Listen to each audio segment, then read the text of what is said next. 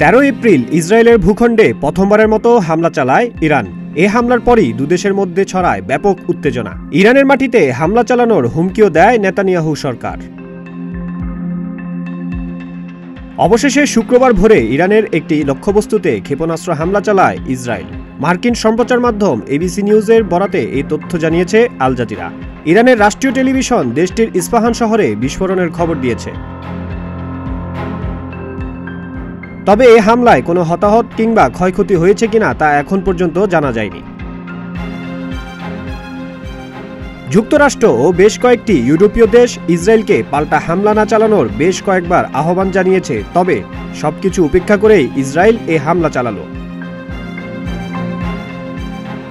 ইরানের রাষ্ট্রীয় গণমাধ্যম বলছে, ইরানের বেশ কয়েকটি শহরে আকাশ প্রতিরক্ষা ব্যবস্থা সক্রিয় করা হয়েছে। ইরান, ইস্পাহান, শিরাজ ও তেহরানের ফ্লাইট স্থগিত করা হয়েছে। ইরানের ইস্পাহান শহরটিকে কৌশলগতভাবে গুরুত্বপূর্ণ শহর হিসেবে বিবেচনা করা হয়। এখানে সামরিক গবেষণা ও ডেভেলপমেন্ট সাইট সহ বেশ কয়েকটি গুরুত্বপূর্ণ ঘাঁটি রয়েছে। এদিকে ইসরায়েল পাল্টা হামলা চালালে তার কঠিন জবাব দেওয়া হবে বলে আগেই হুঁশিয়ারি দিয়ে রেখেছে ইরান। দেশটির প্রেসিডেন্ট ইব্রাহিম রাইসি বুধবার বলেন, আমাদের মাটিতে ইহুদিবাদী শাসকদের যে কোনো আক্রমণের কঠোর জবাব দেওয়া হবে। আর ইসরায়েল যদি ইরানে হামলা করেই বসে, তাহলে ইরান নিজেকে কতটা কার্যকরভাবে রক্ষা করতে পারবে তা নিয়ে গেল কয়েকদিন ধরেই বিশ্লেষকদের মধ্যে চলছিল নানা আলোচনা। বিভিন্ন গণমাধ্যমের তথ্যে উঠে এসেছে নানা বিশ্লেষণ। ইসরায়েলের সম্ভাব্য হামলা মোকাবেলার জন্য ইরানের আকাশ প্রতিরক্ষা ব্যবস্থা আসলে কতটা সক্ষম। আল জাজিরার এক প্রতিবেদনে উঠে এসেছে ইরানি আকাশ প্রতিরক্ষা ব্যবস্থারও চিত্র। ইরান স্থানীয় প্রতিরক্ষা অস্ত্রের উপর নির্ভরশীল। এছাড়া ইরান নিজস্ব প্রযুক্তিতেও যুদ্ধ বিমান তৈরি করেছে।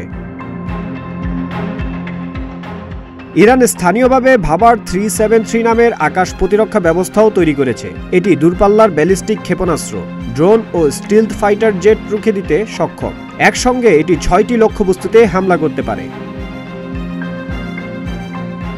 ইরানের বেশ বিস্তৃত পরিসরের ক্ষেপণাস্ত্র ভান্ডার রয়েছে, আর এসব ক্ষেপণাস্ত্র স্থানীয়ভাবে তৈরি। গেল 1 এপ্রিল সিরিয়ায় ইরানি দূতাবাসে ইসরায়েলের প্রাণঘাতী হামলার পর প্রতিশোধ হিসেবে গত শনিবার ইসরায়েলে নজিরবিহীন ড্রোন ও ক্ষেপণাস্ত্র হামলা চালায় তেহরান।